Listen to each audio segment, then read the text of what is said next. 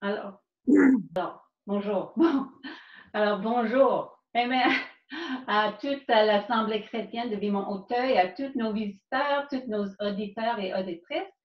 Je suis très contente d'être avec vous pour parler de l'anxiété aujourd'hui ou de comment gérer l'anxiété. En fait, c'est très longtemps que l'Église veut parler ou aborder de ce sujet parce que c'est très pertinent et il y a beaucoup de monde qui vivent l'anxiété ou éprouvent l'anxiété. Mais je crois que c'est encore un peu plus pertinent aujourd'hui dans l'âge de COVID. Et c'est certain que nous vivons dans un temps très difficile. Hein. C'est sans précédent, on n'a jamais vécu quelque chose pareil. Et c'est très normal et compréhensible que nous sommes inquiets pour notre santé, pour la santé de nos bien-aimés et pour nos voisins et surtout pour les personnes âgées autour de nous. Je crois que nous sommes probablement inquiets pour nos finances aussi, l'état de l'économie et l'impact long terme sur notre société. On était obligés dernièrement de faire des grands changements dans nos horaires, dans nos routines quotidiennes. Et ça, c'est sans beaucoup d'avertissement. Alors, c'est rapide. Hein? Alors maintenant, notre conversation quotidienne, c'est probablement autour de la quarantaine, le confinement, l'école à la maison, l'hygiène personnelle, la distanciation physique et des nouvelles technologies. Moi, je passe beaucoup de mes journées, mon temps devant l'écran, en train de faire les réunions Zoom comme vous, ou WhatsApp, ou FaceTime, Skype, etc. Et peut-être la chose qui est le plus difficile pour beaucoup d'entre nous, c'est qu'on ne pouvait pas visiter nos petits-enfants ou nos parents plus âgés pour les prendre dans nos bras et les rassurer. Alors, je pense même les personnes les plus zen entre nous pour réveiller pendant la nuit et posent la question, qu'est-ce qui se passe? Quand est-ce que cette chose va être terminée? Quand est-ce que les choses vont venir à la normale? Ou peut-être vous disiez, mais non, je ne veux pas que les choses reviennent à la normale. Alors, exactement comme avant. Mais une chose est certaine, c'est que tout changement, même des bons changements, les bons changements comme Noël et les vacances et tout ça, peut provoquer l'angoisse ou l'anxiété et l'incertitude aussi. Et nous vivons dans un temps de grande incertitude peut toujours provoquer l'anxiété. Je pense en tant qu'être humain, souvent nous voulons contrôler notre environnement. Hein? On va tous prévenir et tout ça, et on va contrôler notre destin.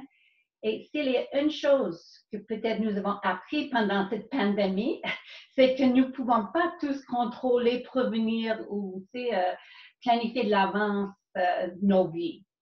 Mais la bonne nouvelle pour les croyants, c'est que Dieu a le contrôle. Et il est souverain de tout, il est partout et je suis persuadée qu'il travaille dans l'invisible et dans l'invisible pour accomplir ses plans, mais aussi pour notre bien-être ultime. Alors, il y a une citation que j'aime beaucoup qui dit, nous ne savons pas ce que l'avenir nous réserve, mais nous connaissons celui qui détient l'avenir. Et il y a un proverbe dans la Bible, dans Proverbe 3, 5 à 6, qui dit, confie-toi en l'Éternel de tout ton cœur et n'appuie pas sur ta sagesse. Reconnais-le dans toutes tes voies et il aplanira tes sentiers. Alors, ça m'encourage, ça me rassure. Mais la réalité est qu'il y a de plus en plus de gens et plus en plus de jeunes. Et lorsque je parle de les jeunes, je parle des enfants, des adolescents, des personnes dans la vingtaine qui sont inquiètes et qui vivent beaucoup d'anxiété. J'ai juste entendu une statistique avant-hier qu'il est 58% des étudiants à l'université et au cégep, ils éprouvent beaucoup d'anxiété. Et j'ai juste une statistique américaine ici qui dit le coût de traiter l'anxiété est 42 milliards par année. Alors, c'est un tiers de leur budget pour la santé mentale. Alors, c'est énorme. Hein? C'est une épidémie. Alors, pourquoi est-ce que les jeunes sont, et les moins jeunes, on a peur de quoi? On est inquiète de quoi? Mais les changements climatiques, la globalisation, mais si on prend les choses plus personnelles, on est inquiète de notre performance à l'école et au travail. On est inquiète par rapport à nos relations intimes ou manque de relations intimes, souvent les jeunes vont poser les questions, est-ce que je vais avoir un conjoint? Et ils ont peur de la solitude. C'est sûr qui provoque l'anxiété. Ils sont soucieux par rapport à leur identité, leurs valeurs et leur avenir. Et je sais que beaucoup d'entre nous, on a peur de l'échec, de parler en public, le rejet des autres et de ne pas être compris, accueilli. On a peur d'être ridiculisé. Une jeune femme que je connais dans sa vingtaine, elle me dit un jour que nous vivons dans une société jetable. Je crains, c'est ça qu'elle a dit ça, je crains que si je fais un faux mouvement, je serai éliminée et ils vont débarrasser de moi. Alors ça, c'est au travail, dans ses relations, ses amitiés. Et moi, je suis quelqu'un qui gère beaucoup d'anxiété moi-même. Et Yves, mon mari, me dit souvent, si je n'ai pas peur de quelque chose, je vais trouver quelque chose à craindre.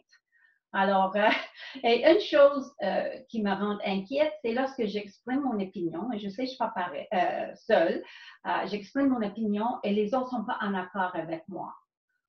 Et automatiquement, je vais commencer à douter de mon opinion et peut-être sentir rejetée ou mal compris. Alors, une chose qu'il faut que j'apprenne, et aussi les autres aussi, c'est de séparer mon opinion de ma valeur personnelle et mon identité personnelle. Que ma valeur n'est pas fondée de ce que les autres pensent de moi. Alors, ce n'est pas que je m'en fous de ce que les autres pensent, mais c'est que ma valeur n'est pas fondée de si les personnes sont d'accord avec moi ou non. Alors, une chose que j'ai appris, c'est que c'est possible d'être très différente de quelqu'un et toujours l'aimer, et être aimé par lui ou par eux. Alors, on peut apprendre à aimer les personnes qui sont différentes de nous, ils ne sont pas pareils que nous. Alors, j'aimerais juste vous dire que la crainte ou la peur, c'est une réaction normale dans certaines circonstances. Face à un danger réel, c'est une réaction, une réponse légitime et saine, et parfois parce que la crainte peut avoir une mauvaise réputation. Et ça peut être très salutaire dans certains moments lorsqu'on agit avec amour et courage et de sagesse. Alors, on sait que nous sommes appelés de craindre l'Éternel, d'avoir un saint respect pour lui, une sainte révérence pour lui, parce que ça nous pousse de l'écouter et à lui faire confiance. Et je crois que c'est bon d'avoir une sainte crainte de COVID-19, dans le sens où on mesure qu'on lave bien nos mains et on garde la distance et on reste isolé à la maison si nous sommes malades. Alors, c'est bon dans ce sens-là. Par contre, il y a une grande nuance ici, ou une mise en garde concernant la peur. Parce que quand la peur se transforme en anxiété chronique et profonde, c'est nuisable. Ou une autre façon de dire ça, c'est lorsque le stress devient la détresse, où nous sommes dans un état d'hypervigilance constante que les problèmes suivent. Et là, je peux juste les nommer. L'anxiété, la dépression, la colère, le malaise physique, les maladies auto-immunes, la haute pression, les problèmes de cœur, la fatigue chronique, etc. Et puis, je peux nommer d'autres. Alors, c'est bien évident que nous voulons empêcher que le stress devienne la détresse et se transforme en anxiété. Mais je veux juste vous dire encore qu'il y a l'espoir de mieux gérer notre stress, d'apprendre comment mieux gérer dans les circonstances difficiles.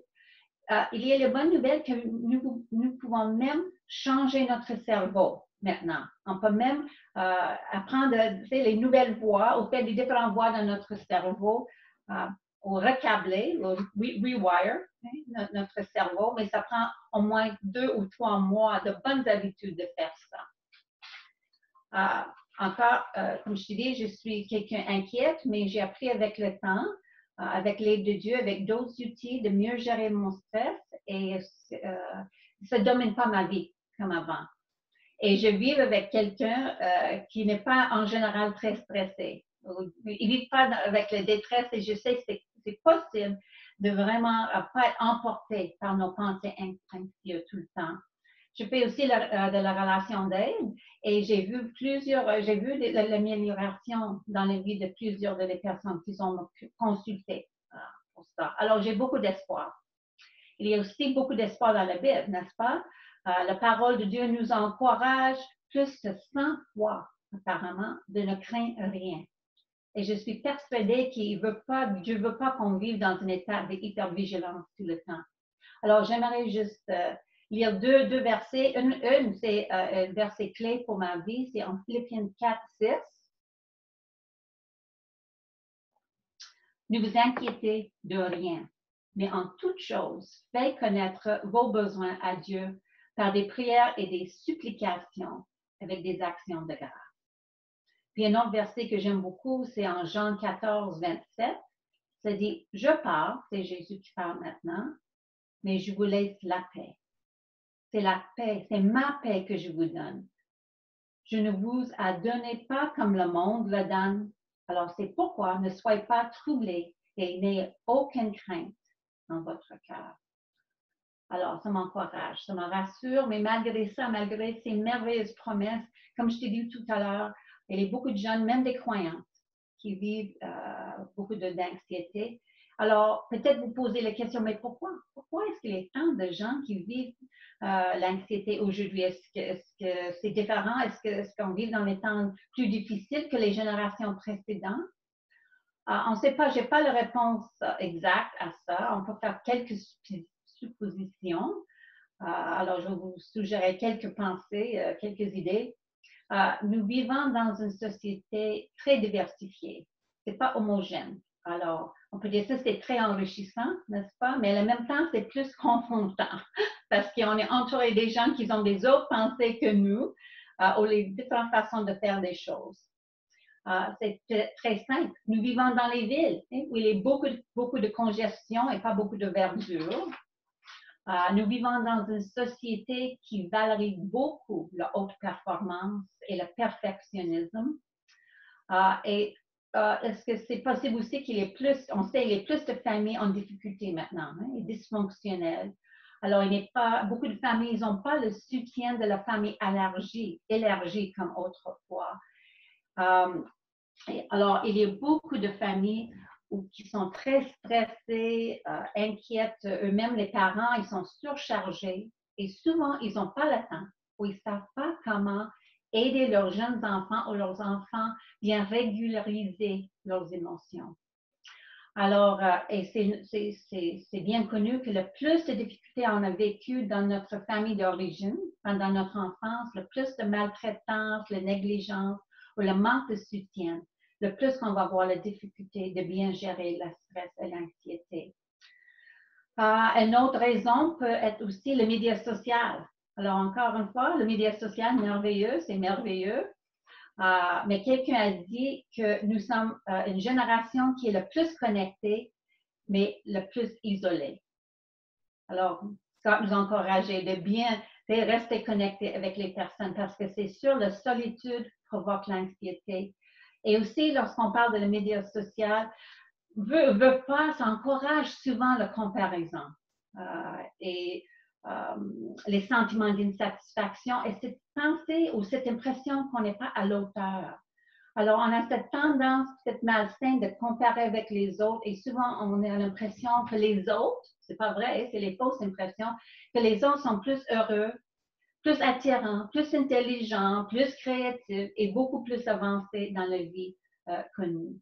Alors, notre défi, c'est de reconnaître que nous tous, chacun ici, nous avons des limitations, oui, mais on a tous les dons et nous avons besoin les uns les autres. C'est ensemble qu'on va vaincre. On a besoin les uns les autres. Alors, en parlant de médias sociaux, on sait que, ou bien juste les médias en général, nous sommes inondés constamment des mauvaises nouvelles et des avertissements dramatiques et sensationnels qui nourrissent la peur et le sentiment d'impuissance. Alors, avant, c'est les attaques terroristes, les lectures contaminées, les bactéries qui sont résistantes aux antibiotiques. Et maintenant, c'est quoi? Le COVID-19. Alors, je crois que c'est très important d'être bien informé, de regarder les nouvelles, de suivre des conseils en général. À la même temps, c'est déconseillé. C'est déconseillé de passer trop de temps devant les écrans et de faire les recherches et de regarder les nouvelles. Et c'est aussi très important de bien surveiller nos sources, les sources de nouvelles. Parce que je sais que beaucoup d'entre nous, même en temps normal, on passe beaucoup de temps sur l'Internet pour faire la recherche sur le cancer ou sur l'état économique ou peu importe, pensant que nous sommes en train de faire quelque chose. Et comme ça, on va mieux comprendre et on va mieux contrôler notre environnement. Mais malheureusement, cette pratique sert souvent à augmenter notre angoisse. Alors, il y avait une recherche qui a montré qu'avant qu'on fasse des recherches quelconques, notre niveau d'angoisse est à 65 %. Pendant qu'on fait la recherche en question, notre niveau d'angoisse diminue significativement jusqu'à peut-être 0 %, mais après qu'on ait terminé, notre niveau d'angoisse augmente jusqu'à 85 %. Alors, nous voyons que ça ne sert pas toujours de regarder et nourrir, parce que ça peut nourrir nos peurs. Alors maintenant, je veux parler, peut-être c'est la partie la plus importante et la plus intéressante, c'est comment est-ce qu'on peut bien gérer le stress et l'anxiété. Parce que je sais, souvent on va dire à quelqu'un qui est inquiète, sois pas inquiète, n'aie pas peur, il n'y a rien là, ça va aller, c'est pas grave, c'est dans ta tête, etc. C'est irrationnel même. Change tes idées. Mais je sais, pour ceux qui gèrent l'anxiété, c'est pas facile, c'est pas si facile que ça. Simplement arrêter. Et il y a plein de raisons, mais 2 raisons sont, nous avons tous une bonne imagination, entre autres. On a une imagination. Et deuxièmement, nous avons tous vécu des choses difficiles dans le passé, les mauvaises expériences et tout ça. Alors, on peut commencer tout de suite et penser, ça va être pareil. Mais pour comprendre un peu comment bien gérer le stress, faut que je parle juste brièvement, juste un petit peu, de le fonctionnement de notre cerveau et notre système nerveux autonome. Je ne vais pas parler longtemps, mais dans les circonstances normales, lorsqu'on perçoit un danger, notre système automatique, notre système nerveux autonome, SNA, est activé. Alors, notre système est activé et l'adrénaline et le cortisol est relâché dans notre corps, qui est bon parce que ça nous prépare de battre, de fuir ou de gel. Et il y a d'autres choses qui se passent dans notre corps aussi. Notre cœur commence à battre plus vite. Il y a plus de sang qui est poussé vers nos poumons et vers nos muscles, vers notre cœur. Alors, ça, c'est bon dans les temps normaux parce que ça nous aide à survivre. Puis, il y a un vrai danger. Mais comme j'ai dit tout à l'heure, nous pouvons imaginer des dangers où il n'y a pas de danger. Et ça déclenche notre système nerveux qui est un système d'alarme. C'est comme le système d'alarme, ça sonne beaucoup dans notre tête, mais c'est une fausse alarme souvent. Alors, comme on a dit tout à l'heure aussi, que les gens qui ont une histoire de traumatisme en tant qu'enfant, où souvent ils se sentent impuissants ou pas en sécurité, alors eux, ils sont souvent très sensibles ou même hyper vigilants par rapport à la possibilité d'une menace. Tous peuvent déclencher leur système d'alarme ou leur système nerveux. Même les petites choses, en tout cas, ça semble petit pour nous, pour les autres, mais pas pour nous qui vivent ça. Comme nous pouvons être pris dans le trafic, nous pouvons être pris dans une ligne au supermarché où il faut qu'on attende longtemps et ça peut déclencher beaucoup d'anxiété. Notre système d'alarme, ça sonne tout de suite. Alors, j'aime beaucoup cette illustration, mais quelqu'un nous a dit que lorsque nous sommes dans un état d'hypervigilance, c'est comme nous mettons le pédale de l'accélérateur au sol et notre frein d'urgence au même temps. Alors, vous pouvez imaginer lorsqu'on parle de notre voiture, que ça grimpe, ça saute, ça secoue, et c'est pas bon pour la voiture, mais c'est pas bon pour notre corps non plus, que notre système d'alarme est toujours déclenché et ça sonne, puis souvent c'est une fausse alarme. Alors, c'est évident qu'un des objectifs du thérapie pour le traitement des traumatismes, c'est Et l'anxiété est de réduire l'activation de notre système nerveux autonome et d'arrêter le relâchement d'adrénaline. Et comme je dis tout à l'heure, c'est possible de faire ça. C'est possible. Et c'est ça que je veux parler maintenant. Il y a 3 piliers, 3 systèmes de défense qu'on peut apprendre pour gérer l'anxiété. Le premier, c'est nous avons besoin de régulariser notre corps. Deuxième, c'est régulariser nos émotions.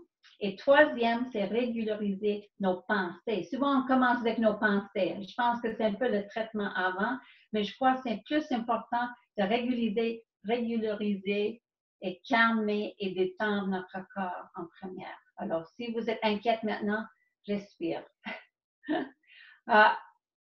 Je sais, nous ne pouvons pas directement contrôler notre système nerveux, notre battement de cœur, mais il y a une chose que nous pouvons contrôler. Est-ce que vous pouvez deviner? C'est quoi? C'est nos respirations. Lorsque nous respirons plus lentement, plus profondément, ça aide notre corps à se détendre. Et cela peut indirectement ralentir notre rythme cardiaque et la libération de l'adrénaline.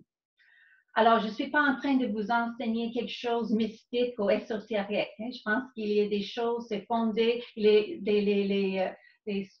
scientifiquement, c'est prouvé que ça peut nous aider. Et je crois aussi, Dieu est notre souffle. Il nous a donné pour bien respirer et il veut, je crois, qu'on peut respirer. Mais le problème c'est que la plupart d'entre nous, on ne sait pas toujours, même si c'est normal et c'est automatique pour respirer, souvent on respire trop vite et peu profond. Et surtout lorsqu'on est stressé. C'est très comme ça ici dans nos poumons et ça devrait être plus bas. Alors, on peut apprendre à bien respirer. J'ai enseigné les cours prénataux avant où j'ai accompagné des femmes pendant l'accouchement et j'ai toujours les enseigné de bien respirer profondément, lentement et j'ai vu comment ça peut les aider à vraiment traverser l'intensité du travail pendant l'accouchement. Et c'est quelque chose que moi je fais 2 fois par jour au moins. Je respire profondément, lentement. Et si j'ai le temps à la fin, on va faire un petit exercice. Mais pour moi, c'est une partie de mon routine. Alors, deuxième pilier. Quel est le deuxième pilier? C'est régulariser, et puis ça, c'est en ordre que je parle. Régulariser nos émotions. Souvent, nous sommes conscients de nos émotions fortes lorsqu'ils explosent, en crise de panique, d'anxiété ou en crise de colère qui est provoquée par une situation déclencheur, comme on est pris dans le trafic. Mais tout le reste de la journée, nous ne sommes pas du tout conscients ou on ignore, on met de côté nos émotions plus subtiles. Mais la tension s'accumule, mais on n'est pas conscient. Alors, c'est ça la clé. C'est important d'apprendre à accueillir, apaiser et valider nos sentiments, en même temps qu'on continue nos sentiments toute la journée, nous-mêmes, mais aussi avec Dieu, afin qu'il n'explose pas ou qu'on est agité à l'intérieur. Alors, lorsqu'on accueille nos sentiments, ça ne veut dire pas qu'on n'est pas préoccupé par les autres autour de nous. On peut même, c'est important de respecter les autres, mais moi, je suis en train de parler de respecter vos sentiments afin de les bien gérer. Alors, je vais vous donner un exemple. Si vous devenez conscient que vous êtes agité, moi, je fais ça. Tu peux parler à toi-même doucement et dire, ah oui, Catherine, oui, tu as peur de rejet, tu as peur d'être pas compris, d'être ridiculisé, tu es débordé, mais c'est normal dans des circonstances et lorsqu'on considère ton arrière-plan. Et encore plus, des fois, on peut dire, je suis désolée que tu sens mal comme ça. C'est dur d'avoir des sentiments comme ça. Souvent, qu'est-ce qu'on fait? Notre dialogue intérieur, c'est plus comme ça. Tu es stupide. Comment ça se fait que tu sens inquiète ou en colère? C'est rien là. Alors, juste arrête de penser comme ça. Et souvent, qu'est-ce que ça fait? Ça engendre la honte. Alors, lorsqu'on vit l'honte, on n'est pas capable de bien gérer ou penser à d'autres choses. Alors, régulariser votre corps, et vos émotions. Et ensuite, on va parler de nos pensées. J'aimerais juste vous donner un exemple avec ma fille. Ma plus jeune fille, lorsqu'elle avait 9-10 ans, je me souviens, souvent, elle avait revenu à l'école, elle était très inquiète, elle se sentait désemparée, elle pleurait, elle était en larmes. Et ça, c'est par rapport à une relation qu'elle avait avec un de ses amis à l'école. Alors, si j'ai bien compris la situation, son ami voulait une relation exclusive avec notre fille, et puis elle voulait un peu gérer la relation, elle ne voulait pas que notre fille joue avec d'autres enfants, mais pas encore, pas trop. Et c'est sûr, ma fille, elle ne voulait pas blesser son ami, mais elle ne savait pas comment gérer la situation. Et c'est pas que je suis une parent parfaite, loin de là, mais dans cette situation, je me souviens, on avait des longues discussions par rapport à comment elle se sentait. J'essaie de l'accueillir, de l'apaiser, de valider ses sentiments. Oui, c'est dur, tu es confus, tu as deux sentiments en même temps, c'est difficile, tu as peur. En tout cas, on a passé beaucoup de temps là. Je l'écoutais beaucoup. Puis lorsqu'elle était un peu plus calmée, c'est là où j'ai suggéré une coupe de consignes. Mais peut-être c'est bon de mettre des bonnes limites. Il n'y a pas besoin de toujours faire tout ce que ton ami veut faire. Alors, c'est très important, si vous êtes parent, d'aider vos enfants, de bien régulariser leurs sentiments. Ça va les aider beaucoup dans l'avenir. Je sais, ma fille, elle est encore amie avec, elle a presque 30 ans, elle est encore amie avec cette jeune femme, cette femme. Alors, mais je ne dis pas que je n'ai pas manqué mon coup d'autres moments, par exemple, avec nos enfants. Alors, en tout cas, on se parlait, maintenant je vais parler de la troisième ligne de défense qui est bien gérer nos pensées. Alors, souvent on commence là, mais c'est sûr que les fausses idées, les mauvaises perceptions, nos pensées erronées vont alimenter notre anxiété. Mais la Bible nous dit, c'est de renouveler dans nos pensées. En Romains 12, 2. Et un autre verset clé pour moi, c'est Philippiens 4, 8. Je fais ça souvent. Méditez sur ce qui est bon et honorable, véritable, juste et positif, et pas sur les choses qui vous rendent inquiète. Et c'est sûr, changer nos pensées peut changer notre monde. Alors, un simple outil que j'ai utilisé, qui est inspiré par la thérapie, mais cognitive, c'est apprendre à attraper, vérifier et changer vos pensées. En anglais, c'est catch it, check it, change it. Alors, je rappelle facilement, mais attraper nos pensées, ça veut dire être conscient de vos pensées, vérifier et examiner vos pensées, et ensuite changer vos pensées pour les choses plus plausibles ou les explications plus réalistes et équilibrées. Alors, si je suis en train de vérifier mes pensées, ça veut dire que je veux voir, OK, est-ce que je suis en train de penser le pire? Est-ce que je suis en train de trop personnaliser les choses? Est-ce que je pense en noir et blanc? C'est un extrême à l'autre. Est-ce que je saute à les conclusions trop rapidement? Alors, on va prendre un exemple. Mon ami est 5 minutes en retard. Alors, tout de suite, si c'est moi, je pense, oh non, elle est morte dans un fossé. Oh non, elle ne veut pas me voir. Elle est tannée de me voir. Alors, il y a aussi les personnes qui pensent faussement qu'ils sont responsables de tout. S'il y a un problème, oh non, il faut que je règle l'affaire tout de suite, c'est ma faute. Hein? Alors, vous voyez comment vérifier vos pensées. Vous êtes en train de penser quoi? Je me souviens la journée du mariage de ma fille, c'est la même fille. La cérémonie était dehors. Et juste avant la cérémonie, ça commençait à pleuvoir. Hein? Et moi, j'étais très inquiète. Oh non, il faut que je fasse quelque chose. Oh non, c'est ma faute. Oh, regarde, c'est pas vraiment ma faute, mais j'étais tous inquiète, mais je n'étais pas responsable pour le météo.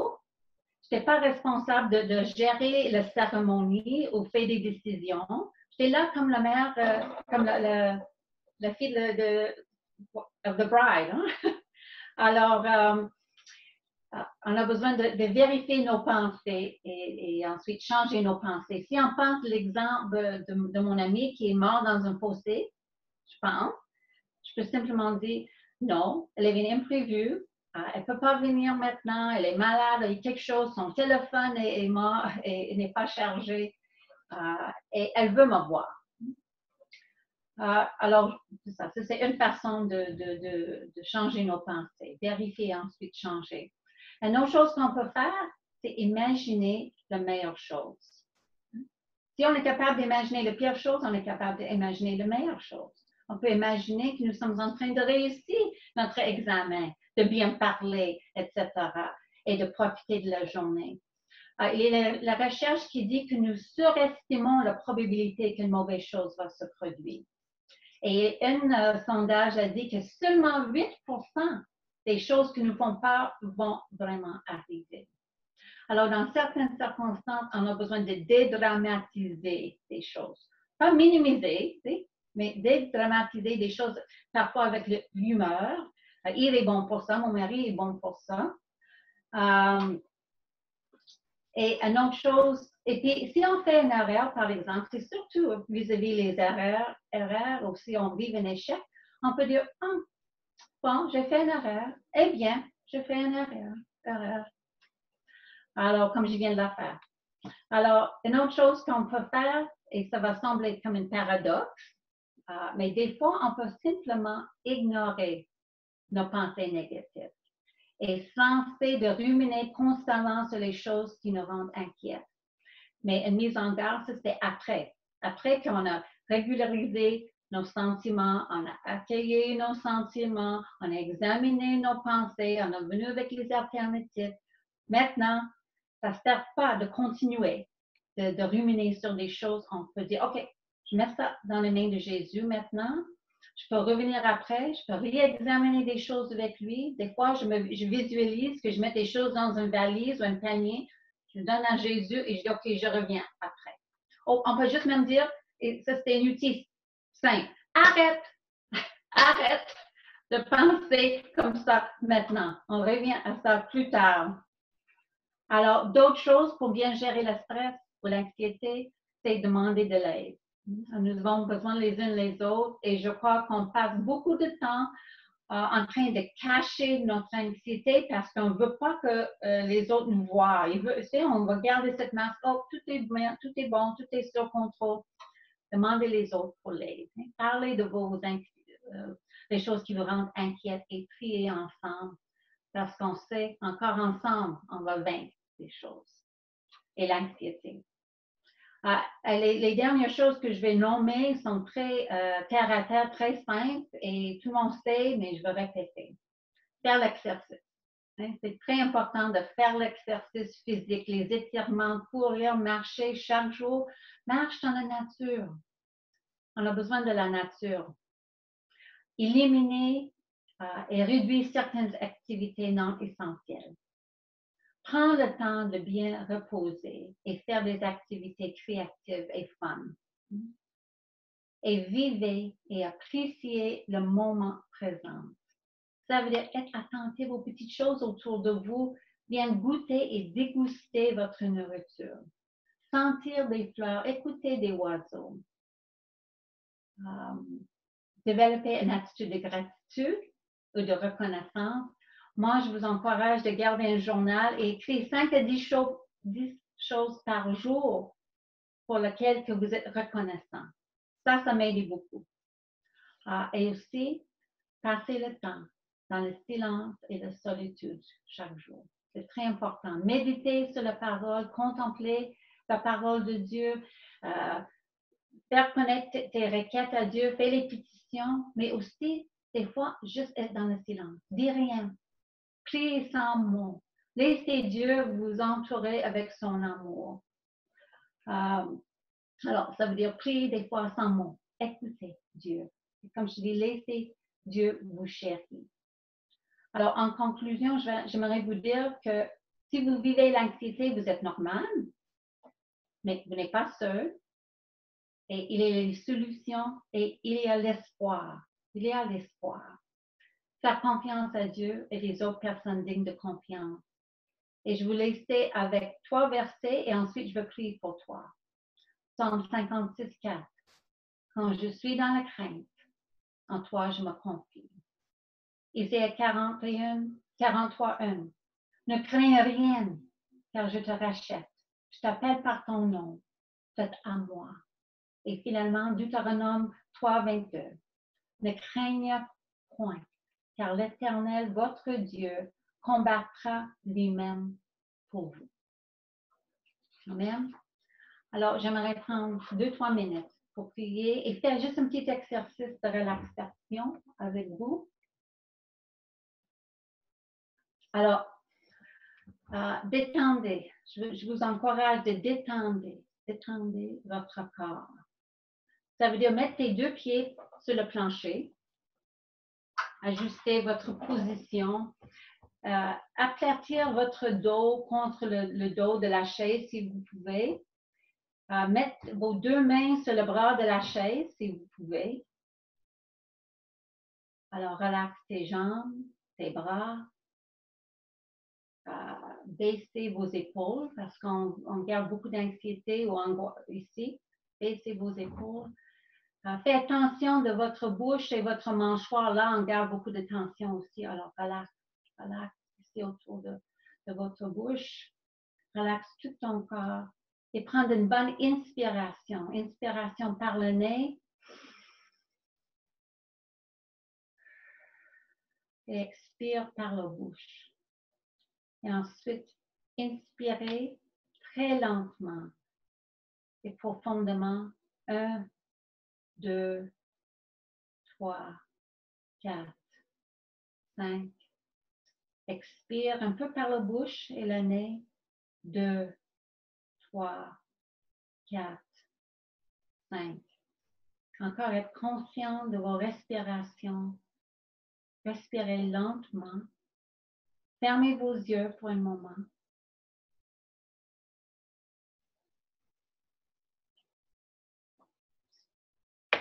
Arrêtez et sachez que je suis Dieu.